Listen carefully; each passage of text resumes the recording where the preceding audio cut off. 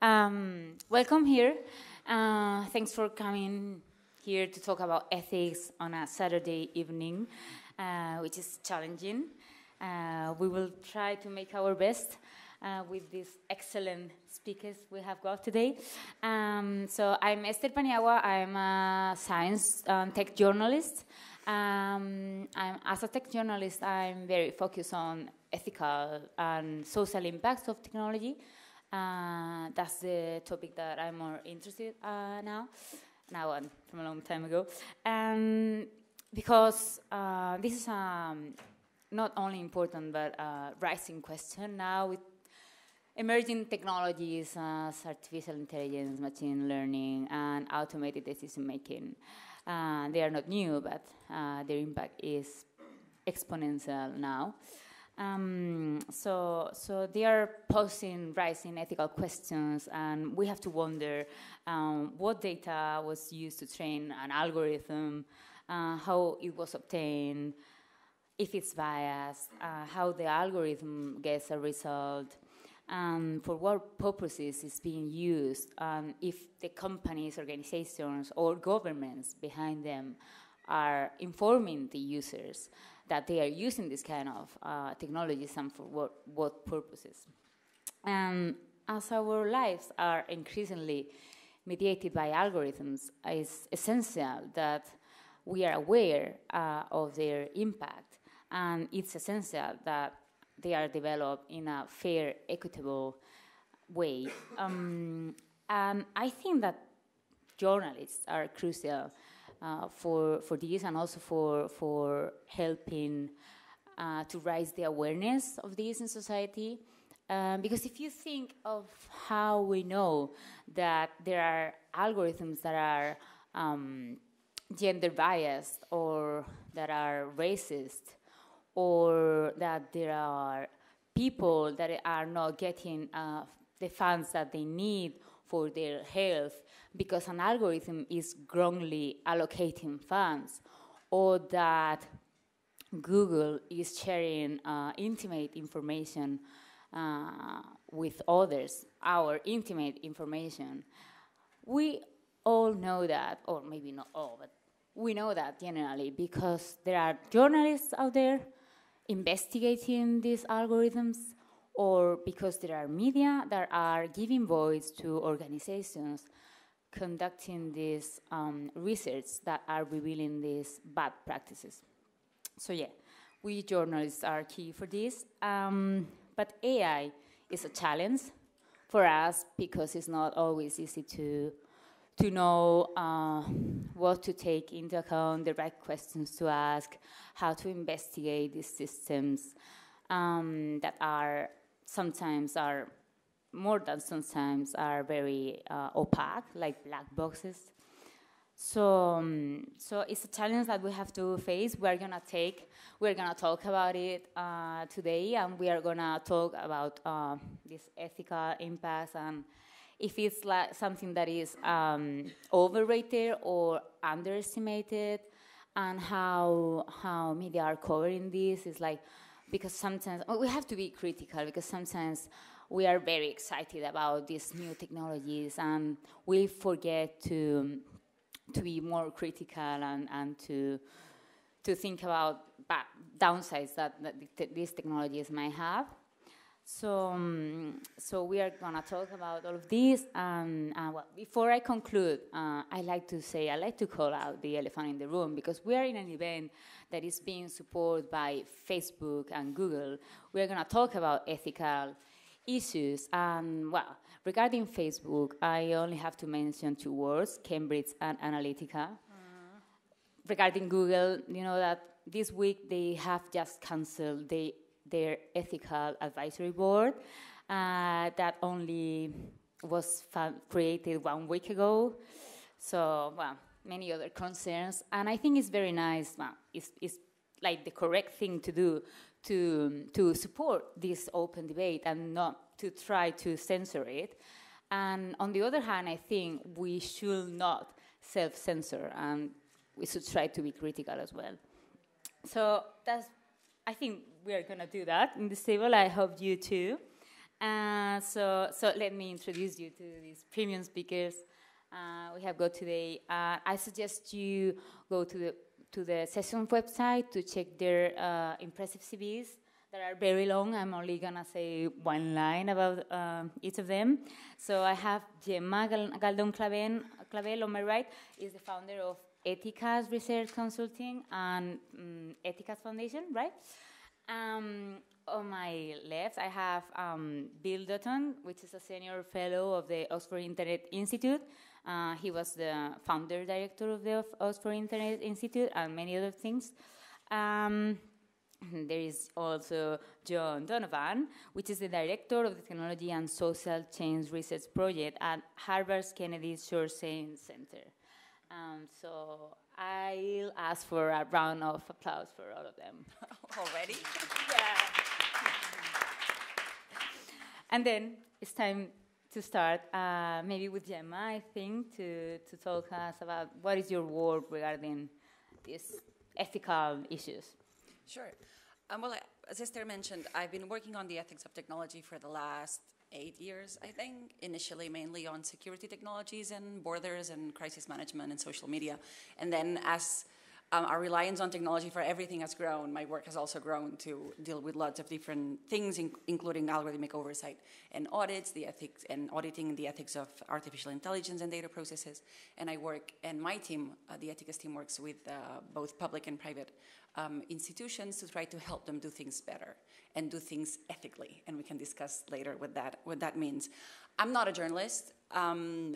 But I found that in my work, the example of journalism and the impact that technology has had on journalism has been quite useful in terms of explaining what happens when you start relying on technology without understanding both society and the impact of what it is that you're promoting.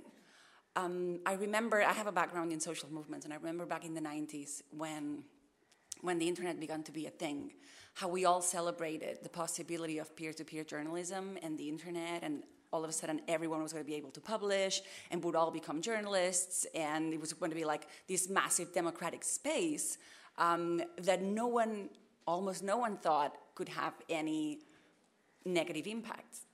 Well, 20 years later, I think many of the sessions in this conference show that we've realized how wrong we were in only celebrating the possibilities of these new technologies and not reflecting upon the consequences and the impact of that technology. And I think that happened because, as I said, two things.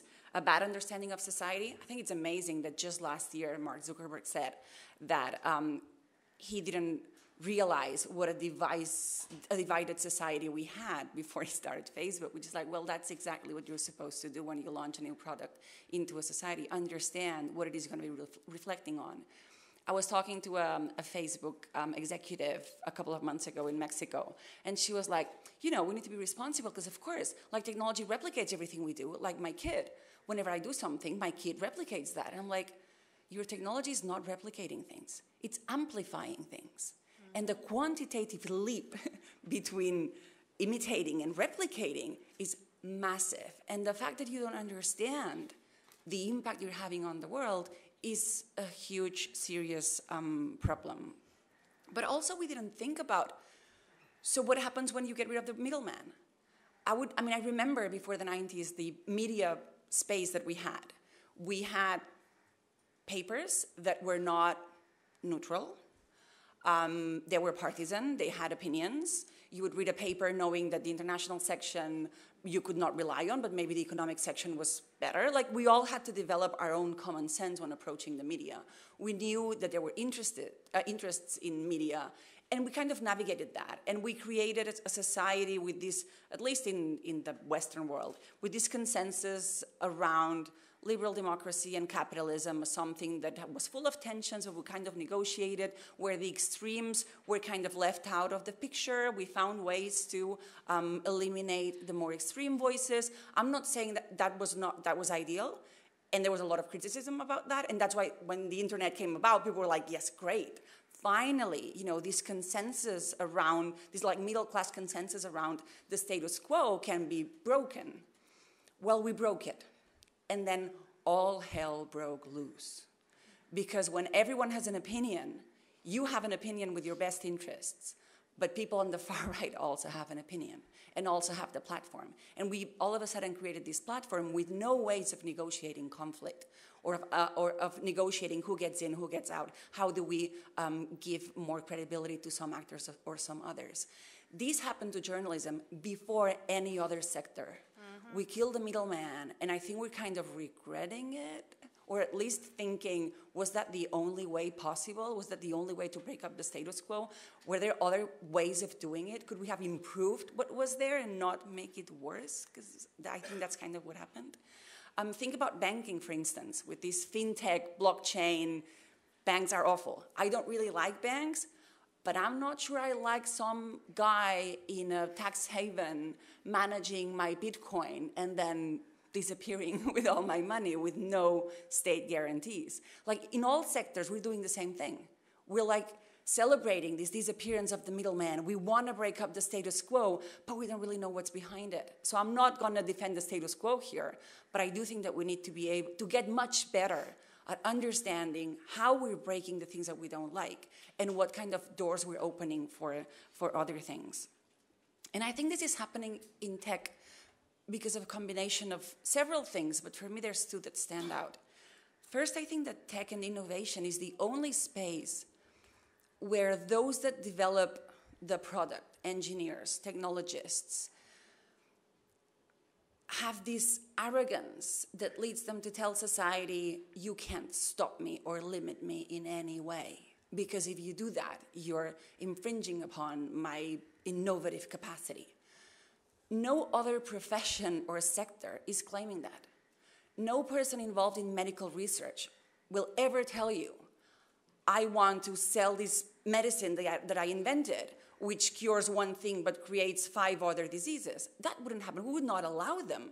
We have processes. So if you come up with a new chemical component that can save lives, you have to go through a procedure to make sure that your claims are sustainable.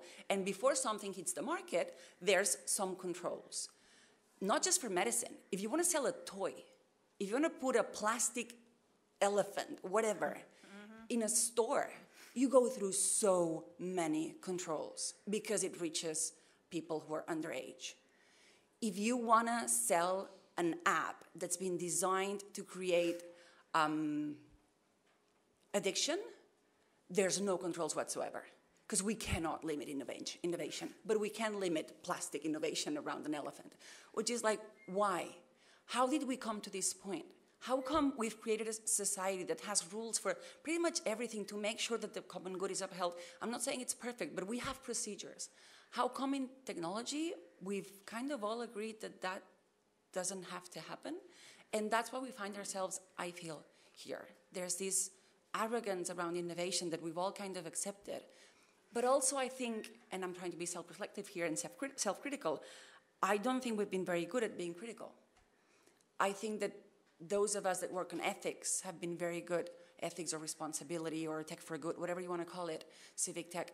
We've been very good at saying what we don't like, but we haven't been very good at saying what it is that we like or what it would mean to do things better. And so we tend to destroy anything that emerges because it's not good enough. And I think that's leading us into a very negative path in which we run the risk of what I call ethics fatigue, which is that people stop listening. Because if you're only critical but you don't build anything, you have a problem. So I think that's why the ethics of technology is important, because it's changing everything around us in ways that we have not put enough time to anticipating. And I'll leave the opening statement here, and I'm sure we'll have a lot of discussion later with Joan and have lots of examples to share with you, but I'd like to do that in the context of a conversation. So hope that was useful as a starting point. Thank you so much. Thanks so much, Gemma. That is a very good first bit. I'd like to go in depth on your work later. And it was something that you said remind me of someone from the European, this European high-level group for artificial intelligence and ethics and so on, said recently in an event that they suggest that one thing that could be done is like to promote these kind of certifications that you have for products or medicines, maybe something in the middle, because medicines is like takes a long time to be done for these applications and systems, automated systems. Maybe it's a solution. We could address this later. I would like to give the word to Joan Donovan, because I think it's related to what you say, and it's also related to media, and because of your work in manipulation, and you might have a different view from the other side of el otro lado del charco, as we say in Spain. So, yeah, please, Donovan. Yeah. Thanks again. Very happy to be here. My name's Joan Donovan. I work at Harvard Kennedy Shorenstein Center. But before that, I was research lead on media manipulation at Data and Society, which is an independent nonprofit out of New York City, where we produce a lot of reports. And we looked at the ways in which, what we would call a category of bad actors use the net to gain political power.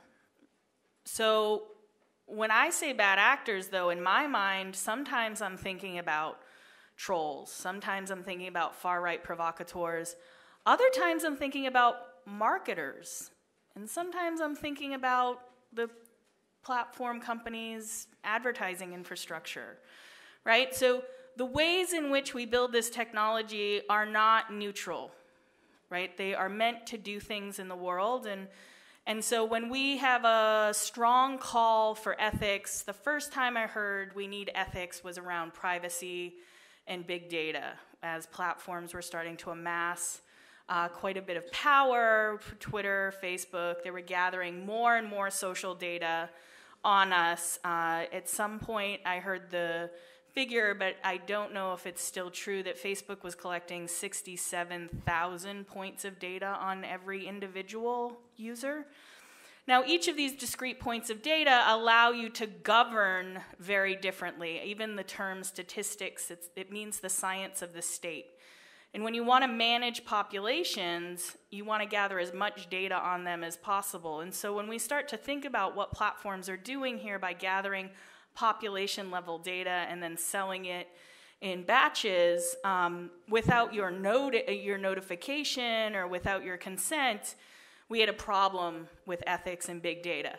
But that's okay, because now platform companies don't do big data, they do algorithms, right? That's like 2015, right? And then as we have a problem with algorithms and we're wondering about, well, what do these algorithms do, right? So algorithms really sort and then literally discriminate, and then they make decisions. So they sort people and things into buckets. They discriminate on those things to decide what are positive and negative attributes, and they make decisions about a thing.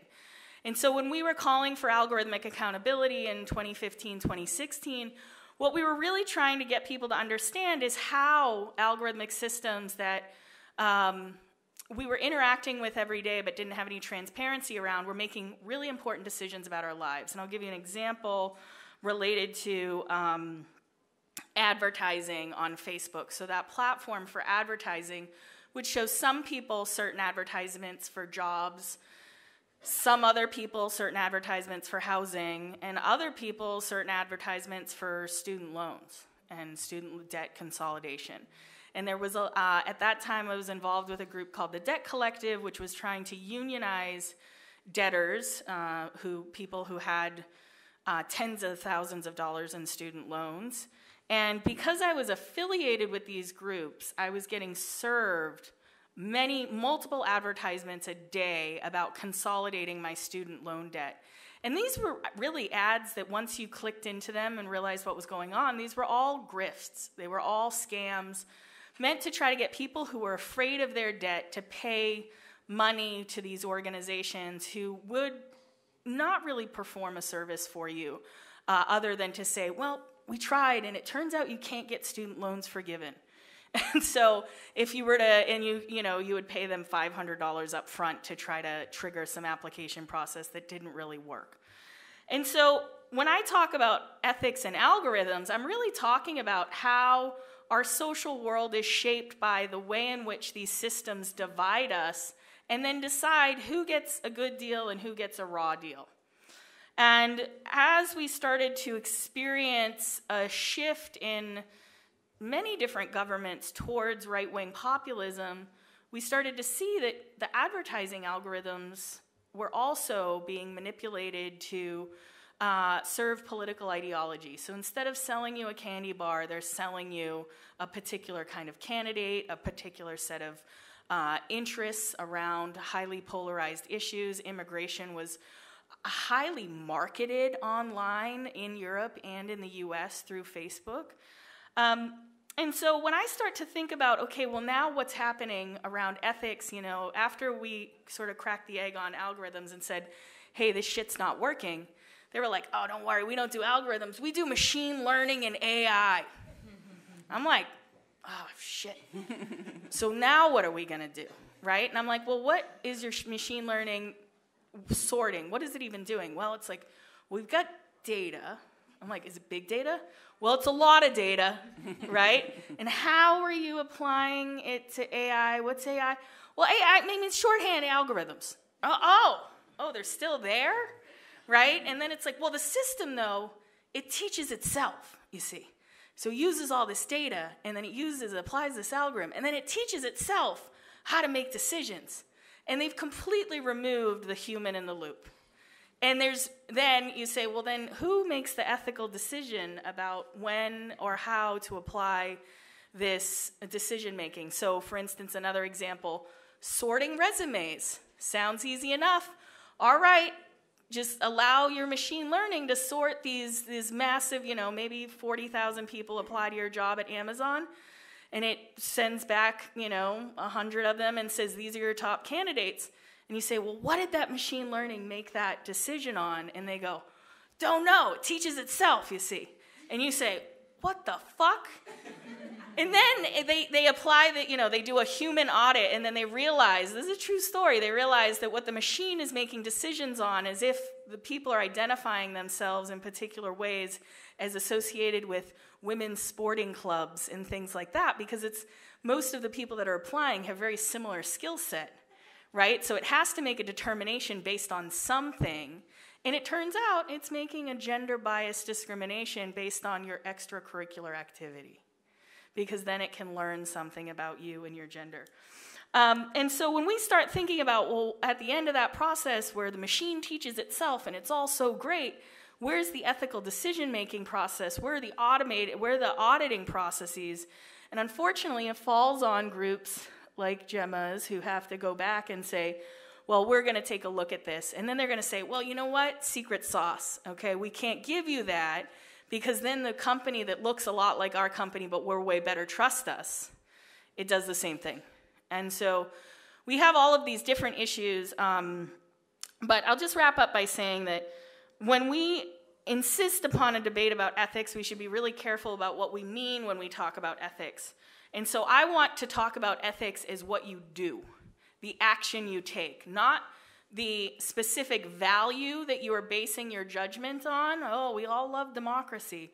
I love democracy so much it you know, keeps me up at night. But I'm going to want to know what you do, right? And so we need transparency in order to assess if this is or is not an ethical system, and then we can debate what the values are by which you made that decision. But also, we're dealing with ethics, business ethics, which I just got to Harvard, but I'll tell you, these Harvard Business School folk, like, they'll teach you a whole course on this, and you will walk away with your head spinning, because you can really rationalize any decision either economically or for the greater good, or at the end of the day, it's experimental, we just don't know. But ultimately, when we talk about a business ethics, we're talking about taking into account when our decision to do a thing affects other people, and if that effect is good or bad on other people. We don't take, or should not take, our ethical path by thinking about our own self-interest. We should take our ethical decision by understanding how our choices will affect others, right? And that's what's important about the ethical debate. And ultimately, in the United States, all ethical debate right now is simply public relations, because we have no political will and we have no enforcement levers to get these companies to do anything other than say, we'll try better. So I'll try better next time. Thank you.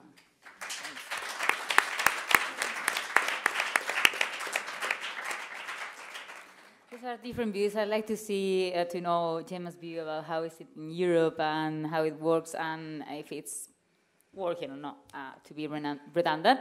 But first, I'd like to hear to Bill, because actually, well, John was saying that the algorithms and these systems, they decide who gets a good deal and who doesn't.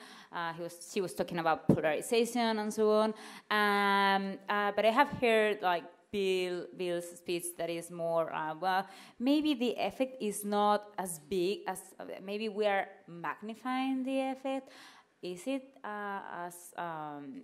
like, is it justified that we say these things, or is it ungranted? So, what do you say, Bill? It's a hard act to follow. I feel like an odd person out here, but let me touch on 4 topics that I think are raised by the presentations here. One is how do we study the impact of technology? And I'm a researcher in internet studies, and so let me deal with that a bit. Then I want to mention this notion of power, which is a theme that's going through the session, and because I've studied power shifts related to technological change since the mid-1970s. And then I would want to just touch on AI algorithms and the concept of ethics. So I've been told to be brief, and so I will be brief, but I'm sure I'll be open to critical analysis after this. First of all, on the study of impact, first of all, I just, this is 101 kind of stuff, but the technologies do not have these predetermined effects. And what people in my field do in internet studies is that we want to be critical, and not critical in terms of negative, but we want to be skeptical about any claim made about technology and its impacts. So positive or negative. The point of research in this area is to take taken for granted ideas about the role of technology in society, the internet or the algorithms in society, and see to what degree those hold up to scrutiny. And we certainly don't look at the impact of technology per se. We look at the social shaping of technology. People design technologies, people implement them, and people use them. So we understand the social shaping of technology in all of those ways to look at whether this social shaping of technology and its impacts conform to some of the assumptions underpinning the negative or positive effects of technology. So has technology killed the middleman? That's a good study, but I probably not, I would say, if we look at that. But but we'll get to that. So I think that kind of, and I think to do that, we can't study algorithms per se or technology out of context. We need to look at specific contexts, whether the household, voice search in the household, or the autonomous vehicle on the road, or weaponized AI, what have you. So it's absolutely important that we look at specific technologies in specific contexts and understand critically what the actual effects are, not what the logical effect might be or what the journalistic story is about the technology. Now, power shifts. I think that's the most fascinating thing to study about technology, and I was trained as a political scientist, and so from 1974 on, when I've started looking at the social implications of technology and in organizations and in society, I've always been most excited about the potential for power shifts. And for most of my career, I coined the term reinforcement politics because I thought most of my research, I found that that information and communication technologies tended to be adopted, designed, and used in ways that reinforce the prevailing power structure of an organization or of a society. And it's much like you said, that amplification. And amplification is not neutral, it reinforces that design. But I changed my view, actually, that I think the internet changed my mind because the internet is a global system. Most of the technologies I studied before were contained within an organization and within more restricted boundaries and so forth. But now there's no single organization and no single company, no single nation that can control the internet in the true sense of that. And so there are all sorts of unpredicted, unmanipulated, and undesigned aspects of the internet that make it impossible to simply use the internet to reinforce people's control in a perfect way. So what I've found is that looking over time historically at research that I've conducted primarily through surveys of individuals and internet users is that if there's anything, that there's been a power shift of late, and that means the empowerment of individuals. That individuals have tools at their hand now that they had not before that enabled them to to enhance their relative communicative power relative to other organizations.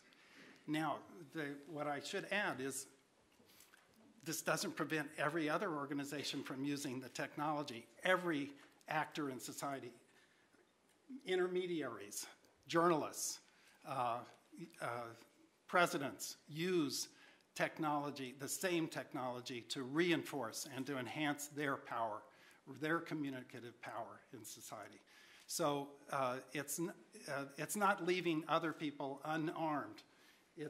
But it is enabling the consumer citizens, the digital citizens, those who are online, a mechanism by which they can enhance their communicative power and hold other institutions more accountable. I use the concept of the fifth estate to argue that this is important as the rise of a fourth estate in the era of the printing press and broadcasting. And that this is a new phenomena that is scary to people because they see individuals having a powerful voice, often magnified beyond their actual significance, but we can get back to that. And I would say middlemen are using the technology just as well, just as actively to reinforce their position as any other actor. Now, quickly about AI. AI is not new at all. I, in fact, got most interested in the social impacts of technology reading Weizenbaum's book on computer power and human reason. He was all concerned about artificial intelligence, his ELIZA program, and why in the world would people rather talk to a computer program than a psychotherapist or any other person? And why do people want to do this? And why would they think that this program knows anything, that just knows what it's been programmed to say and so forth? So it's always been a fascinating thing. But what's new here is that now, I think in the early days it was, will AI be able to do certain things? Can it do things? And I think now we know that it can do more than we may have even expected AI to do. And so now the question becomes not whether AI can do the psychotherapist's job or whatever. It is, should it? So we're asking normative questions. What should we do with AI? And I think that that's really a fundamental shift. Even though AI is not a new topic, there's a new thrust, and that brings in this issue of ethical concerns, because we're looking for ethics to, because I'm a social scientist and I work at the interdisciplinary teams like computer scientists and engineers. And the first thing they ask me, you wouldn't guess what it is. Well, it's, can I do this? Is it legal? I say, well, actually, legality is not a real good guide to what you should do online or what should be done. And you mentioned Cambridge Analytica. Of course, the person who's probably most singly responsible for the Cambridge Analytica disaster was not in Facebook or not in Cambridge Analytica, was in a university. Mm-hmm. And he decided that he asked Cambridge Analytica, is this legal? And they said, yeah, it's legal. You can do this. But it was unethical for him to collect data as a researcher and then put his commercial hat on and say that he can collect the same data being paid by Cambridge Analytica to pay users to give them access to their data and other people's data. So it was an unethical decision by a researcher, not Cambridge Analytica, that led to much of the disasters around the Cambridge Analytica deal. But what's happening, ethics, because we have more and more questions about what should we do, it's clear that ethics is playing a much major role. I argue that ethicists are the new lawyers of the digital age, and that everybody's going to have an ethicist arguing their case. And the problem is that you can pretty much, and I agree with you, justify anything on the basis of some ethical argument. Either this is the greatest good for the greatest number, maybe in China, and maybe it follows a set of ethical principles in another setting. So we have to be very careful of just using ethics as a justification. We have to look at the ethics of those ethics and be critical of that. And I think because we don't accept a global standard of ethics, I think that's one of the factors driving more and more fragmentation of the internet, localization of data, localization of ethical principles, and that's going to disempower everyone, because clearly the internet is most powerful because it's a global open internet that does support the communicative power of individuals, whatever their ideology, whatever their political beliefs. But this is going to be disempowering altogether as we start fragmenting the internet, because we want. Well, I'll leave it there. That's enough. Yeah. Thanks. Very interesting. And applause for you as well. Yeah, I was worrying about it because we don't have a lot of time. We started a bit late. And I'd like to discuss much more and give the chance to people to ask questions.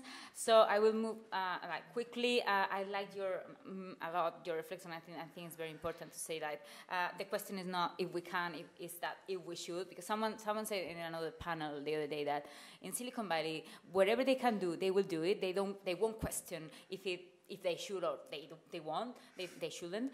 And they said that in Europe it's different. I don't know what Gemma has to say regarding that, but especially regarding the ethical thing that is like, what we mean by when we say doing things ethically, and how do you apply this in your work, because you help companies and organizations, you audit them and you say, oh, in order to be ethical, you should do this and this and this.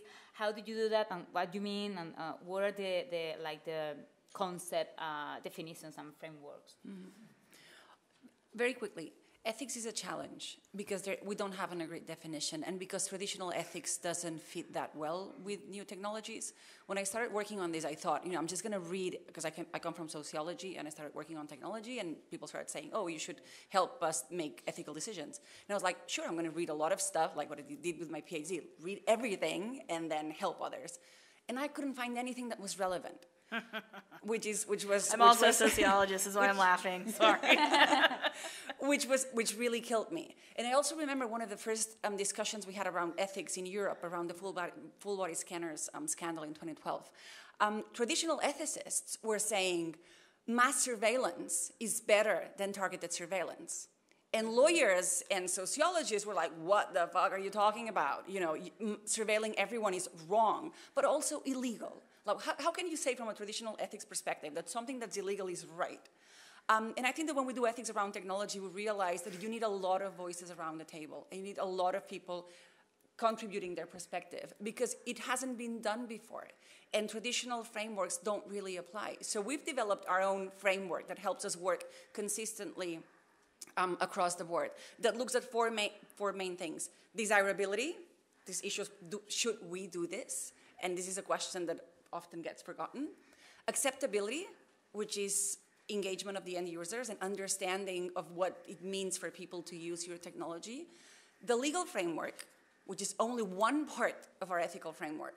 And we include the legal texts, but also values like trust and social cohesion, which are underpinning our legal frameworks, but are not usually spelled out, but are really important in a technological context. And finally, data management. So all of that you translate into technical specifications.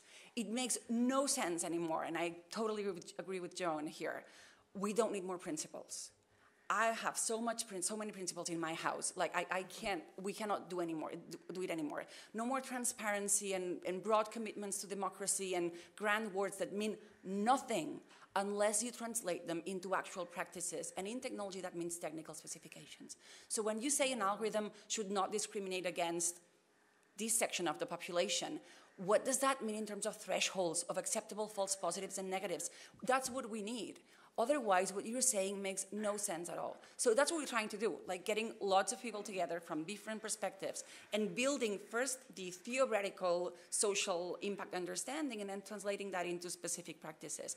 And I would say that in this context, ethics works. I think that there's a fear, and there's a fear on my side, and we discussed this over lunch, that the current backlash against ethics in the US will negatively affect the current discussions we're having in Europe. Because I think that in Europe, ethics is allowing us to go beyond the law.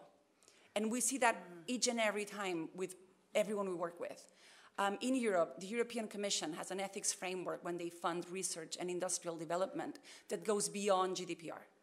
With GDPR, if you're a researcher, you can do anything you want, pretty much, unfortunately.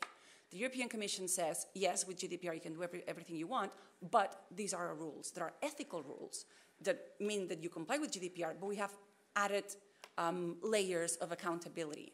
We find the same in universities. Again, universities could do pretty much anything they wanted on the basis of research, but they have ethics boards that are going beyond the legal mandate. Cambridge Analytica is a good example of that as well. And we also find it in our work. We're currently working, for instance, with two algorithms that are legal, but they're not working well. There's an algorithm used by a Ministry of the Interior in Europe that is used to assign risk to women that go to the police because they've been badly treated by a partner. The police person asks several questions, and that becomes an algorithm, and that algorithm decides whether you have a low risk or high risk, and that determines the kind of protection that you get. We're working with them because there was a week last year when 3 women were killed, and they all got assigned low levels of risk. And so we started working with them, and what we found was that they were not applying machine learning. So they had a really good system to use all this knowledge on what happens in domestic violence and violence against women and turn that into a questionnaire. But then they were not using the information of the 90,000 complaints they get every year to learn new patterns that may emerge from that data. And the algorithm was not learning. So the algorithm was blind to its impact. So what we're doing now is building machine learning, because in this case, machine learning can help because it can provide new insights. And again, the algorithm they're using is perfectly legal, but ethics allows us to go that extra mile. We're also working with algorithms in the social sector, the algorithms that are being used to assign whether you have a right to something like a health service or money because you're unemployed, etc. Again, they're perfectly legal, but what we're realizing is that the algorithm is a really good way of seeing bias in non-algorithmic processes. And that's fascinating, because when we get in, they're like, oh, we just want to develop this new system and do things better. I'm like, okay, where's our starting point? What are the biases that you have right now? No one studied this before. So for us to get involved, we get so much information about the dynamics in the technical and the non-technical world that it's just fascinating. And we can only do that because they care about ethics. So we work with governments in this case that care about ethics. When we get involved with private algorithms, it's also because that team believes that ethics is important beyond the law. So I feel with all the shortcomings of ethics and the cautionary note at the beginning about traditional ethics, I still think that it's a useful framework, and I think it works. Actually, I'd like to know much more about how do you audit this system, but we won't have time. I think we should plan a workshop for next year to do that. Algorithmic auditing, great. Yeah, algorithmic audit, yeah, promised. Sorry about it. I'd like to give you the chance, but briefly, if you want to add something briefly, so to give the people the word, I mean the audience the word. Do you want to add something, Bill or Joan? I just want to challenge a little bit of what you said about it giving, the internet giving power to the individual, because everything I've seen about the way in which the internet has empowered collectives and networks shows me that the individual matters less, and it's people who are coordinated that are able to use search and trending algorithms to create and do momentous political mobilizations. And so from 2010, 2011, 2012, we saw a lot of movements be able to leverage the power of technology to do really good things. What I think we're experiencing is something that I see in not just technology adoption, but just sort of in the building of social institutions, which is that it takes a while for really stupid people with bad ideas to catch up and learn how to use these technologies. And so over time, we've had a lot of practice, and now the technology essentially works the same, but we're dealing with politicians who took a long time to realize that memes were better than postcards, and it took a long time for the far right to figure out how to trigger political mobilization through outrage online. And so I don't necessarily know if it's the individual, because the problem for me is the way in which networks use these technologies to harass people, incite violence, and to formulate these hate movements. And so I wish I still had a very optimistic view that an individual somehow can leverage these technologies alone, but I don't think it's true. I think what is happening is that organized groups and even pre-organized groups, and this might even lead to more evidence of why the middleman became so empowered in some respects, is that we have these technologies, but they only really work, at least the social media stuff, when networks are doing the acting. So, Bill, 30 seconds to sorry. Answer. I didn't say that. I didn't mean to say that the internet gives power to individuals. Individuals are enabled to network, to source their own information, to share information in ways that can be influential. And yes, individuals act collectively often, like with Wikipedia or with social movements, but that's often people working outside of an institutional context. And sometimes even journalists are often working outside of their institutional context on social movements or out on a cause, and the internet enables them to be more powerful, communicatively powerful than they would otherwise be. But even in a social movement now, the social movements have to deal with individuals who can call out the social movement as not representing the views of the individuals in that movement in a way. They actually can undermine a social movement simply by having a voice that they would not have otherwise had. So happy to, but anyway, that's the 30-second. Yeah, thank you. We will have to leave this discussion here unless someone asks more about it. First question, dear to Michaela. I'd like you to introduce yourselves before asking a question. Although I have said your name already. No problem. My name is Michaela Cancela. I am teaching fellow at the Google News Lab. Just so that you know, I don't talk in the name of Google. I come from Agence France Presse and will go back to Agence France Presse in a couple of months. I'm completely passionate about this ethical debate. I think it's fantastic. everything you said. So inspiring. The first question I have is, you know, we have so much problems to actually get companies in general to respect, for example, consumer rights. And now if we're talking about black boxes, you know, which means to ask them to reveal how they build the algorithms, this is private law, it's a commercial secret. So what can we do to force them to actually open those black boxes and to be able to introduce ethics into all of that? Okay, I like only one person replying. I can reply super shortly. It's not about transparency, it's about accountability.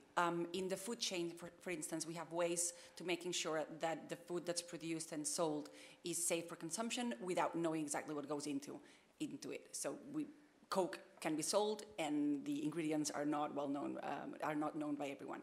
So there's ways of introducing accountability but not transparency. I think transparency just makes us hit a brick wall that we cannot go forward because there's legal grounds for them saying, no, you cannot do that. But accountability, we even have the mechanisms designed in other fields that would be very, very easy to just transplant and replicate in other fields. So that's what we're working on anyway. And as well, the auditing, right? The looking at the social impact. You know, if the end game of an ethical decision is to say, how does my decision affect others?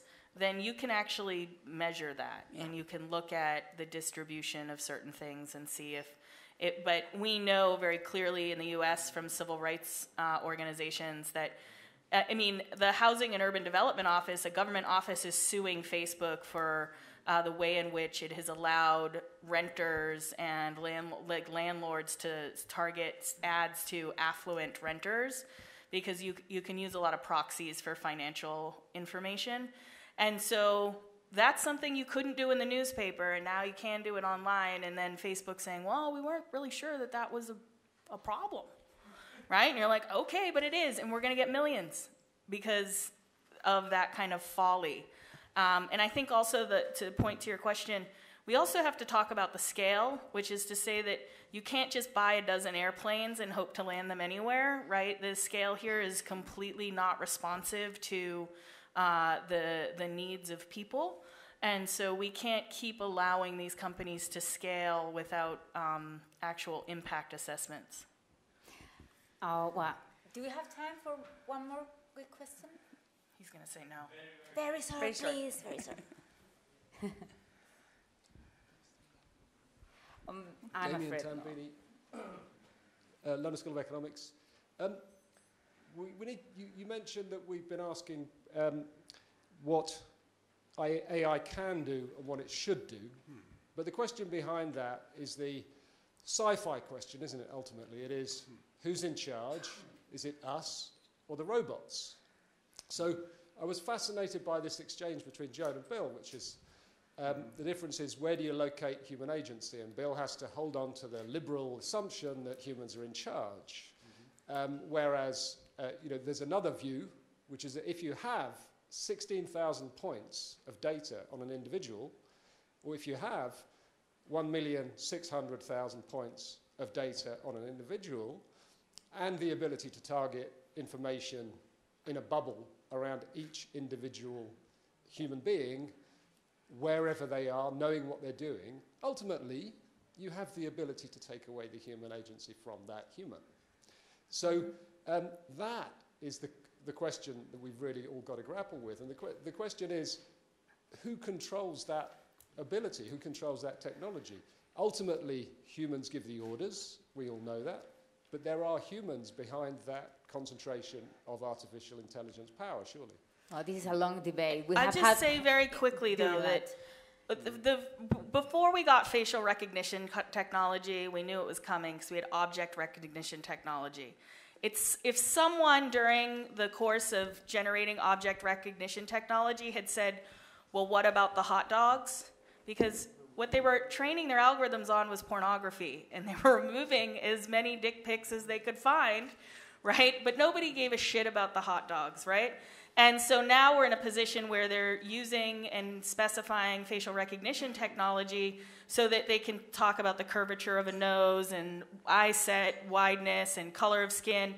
But they're not asking any questions about what does it mean to sort humans in this way, because nobody gave a shit about the fucking hot dogs. So let's go home. Let's go do some work. Okay, then you will want to add something briefly, and then yeah. No.